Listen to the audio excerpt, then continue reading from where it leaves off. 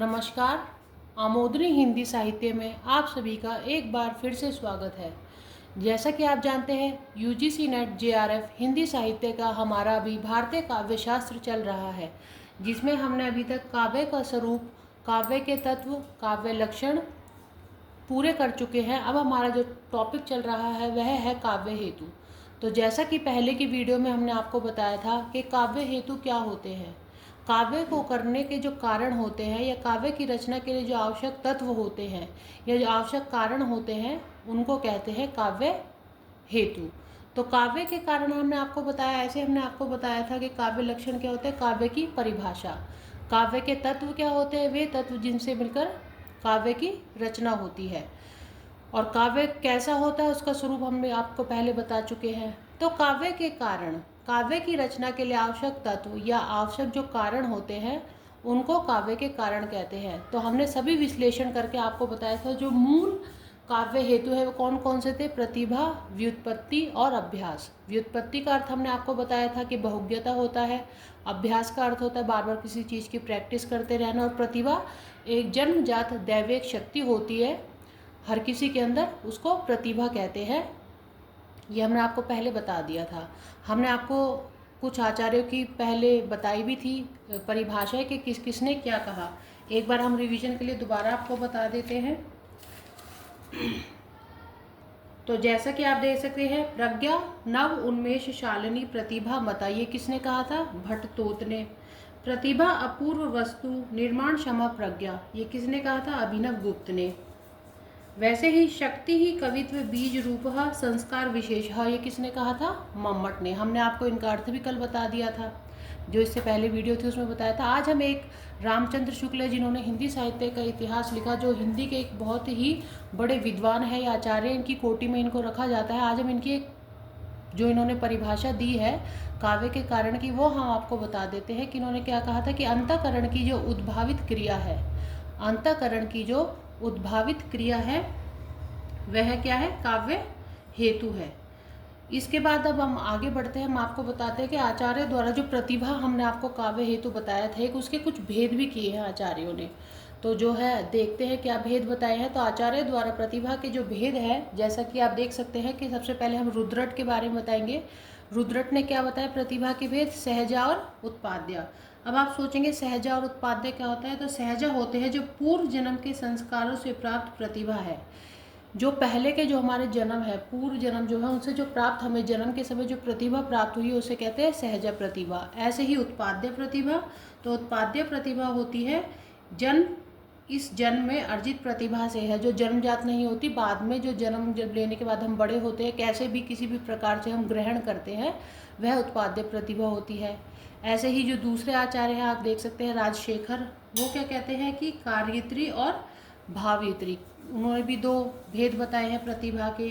तो कार्ययित्री का संबंध कवि से होता है और भावयित्री का संबंध सहृदय पाठक से होता है। तो कार्ययित्री प्रतिभा कौन सी होती है, जो कवि के अंतर्गत होती है, जिससे कवि काव्य की रचना करते हैं। और भावयित्री प्रतिभा, भाव आप समझ सकते हैं, तो ये सहृदय पाठक के अंदर होते हैं, जो उस कविता को फिर पढ़ते हैं पाठक, उनके अंदर होती है। ऐसे ही हेमचंद्र है जो एक आचार्य भारतीय काव्य शास्त्र के, वो कहते हैं कि प्रतिभा के दो भेद है, सहजा और औषधि की। तो सहजा जन्म से संबंधित है, हमने आपको पहले भी बताया। औषधि का संबंध श्रम आदि से है, जो हम फिर मेहनत करके श्रम के द्वारा जो कवि काव्य की रचना करते हैं या हेतुओं का जो इस्तेमाल करते हैं कौन कौन से, उसको कहते हैं औषधि की प्रतिभा। व्युत्पत्ति का अर्थ हमने आपको वैसे कल बता दिया कि बहुज्ञता होते हैं। तो राजशेखर ने एक परिभाषा भी दी है व्युत्पत्ति के लिए कि उचित अनुचित विवेको व्युत्पत्ति।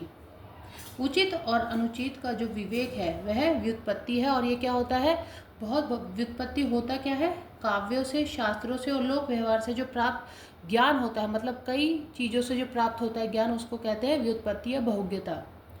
तो ऐसे ही उचित अनुचितो विवेक व्युत्पत्ति, इसका अर्थ हमने आपको बताया। अभ्यास का अर्थ हमने आपको बताया था कल भी कि किसी चीज़ की बार बार किसी चीज़ को प्रैक्टिस में लाना, वो अभ्यास होता है। निरंतर प्रयास करते रहना ही अभ्यास है। आचार्य एक मंगल भी हैं जिन्होंने अभ्यास का एक अर्थ बताया, इसे मूल हेतु माना है। जैसे कि मूल हेतु हमने आपको बताया था कि जयदेव ने प्रतिभा को माना है, एक ऐसे ही एक आचार्य हैं मंगल, जो कि क्या क्या कहते हैं, काव्य का मूल हेतु क्या है? अभ्यास। तो आचार्य मंगल क्या कहते हैं कि मूल हेतु क्या है? अभ्यास है। तो एक बार हम आपको हमने बताया था कि जो प्रस्तोता आचार्य हैं काव्य हेतुओं के, उनके बारे में हमने बताया था। एक बार हम आपको फिर रिवीजन करवा देते हैं कि भामह ने क्या कहा था कि काव्य हेतु क्या है? प्रतिभा। दंडी ने कहा था प्रतिभा, शास्त्र ज्ञान और अभ्यास। रुद्रट और कुंतक ने कहा कि शक्ति, व्युत्पत्ति और अभ्यास। वामन कहते हैं लोक, व्यवहार, विद्या, प्रकीर्ण। जयदेव कहते हैं कि मूल तो प्रतिभा है और उसके सहायक जो है काव्य हेतु कौन कौन से उन्होंने बताए थे? व्युत्पत्ति और अभ्यास। उसके बाद जो मम्मट है, मम्मट क्या कहते हैं? हमने आपको मम्मट के बारे में सबसे पहले बताया था, आज भी हम दोबारा आपको बताने जा रहे हैं। मम्मट कहते हैं कि काव्य हेतु, जो मूल काव्य हेतु वो कौन कौन से? शक्ति है, निपुणता है और अभ्यास है। यहाँ पे शक्ति को जो है मम्मट ने प्रतिभा ही माना है, किंतु नाम शक्ति कर दिया है। जिसके आप शक्ति से आप समझ भी सकते हैं कि एक दैव्य शक्ति, हमने आपको बताया था कि प्रतिभा होती है, तो ऐसे इन्होंने प्रतिभा की जगह शक्ति शब्द का इस्तेमाल किया है। हेमचंद्र कहते हैं कि केवल प्रतिभा ही काव्य हेतु, और जगन्नाथ के अनुसार भी केवल प्रतिभा को कहते हैं, और कोई भी सहायक या और कोई अन्य काव्य हेतु है ही नहीं, केवल प्रतिभा ही है। तो ऐसे ही विश्लेषण के आधार पर फिर से हम बता देते कि 3 काव्य हेतु जो है प्रमुख है। कौन कौन से? प्रतिभा या शक्ति, व्युत्पत्ति या अभ्यास। तो देखिए एग्जाम की दृष्टि से हमने आपको सब कुछ काव्य हेतु क्या होता है क्या नहीं होता आपको बता दिया है। एग्जाम में कैसे आएगा? इसी की तरीके से ही आएगा। पूछ लिया जाएगा कि जैसे कि उचित, अनुचित, विवेको, व्युत्पत्ति किसकी परिभाषा है या किसने किसका विचार है, तो आप कहेंगे राजशेखर का। ऐसे ही अंतःकरण की उद्भावित क्रिया काव्य हेतु किसने माना? रामचंद्र शुक्ल ने माना। और ये जैसे सहजा और उत्पाद्य किसने दिया? प्रतिभा के भेद किसने दिए? ये किसके भेद है? जैसे कार्यत्री या भावित्री किसके भेद है? जैसे भावित्री के सामने लिख देंगे इसका अर्थ क्या है। और ऐसे ही कार्यत्री का अर्थ किससे है? तो कवि से है। भावित्री का अर्थ किससे है? पाठक से है। सहजा प्रतिभा क्या है? औषधि की लिख देंगे क्या है।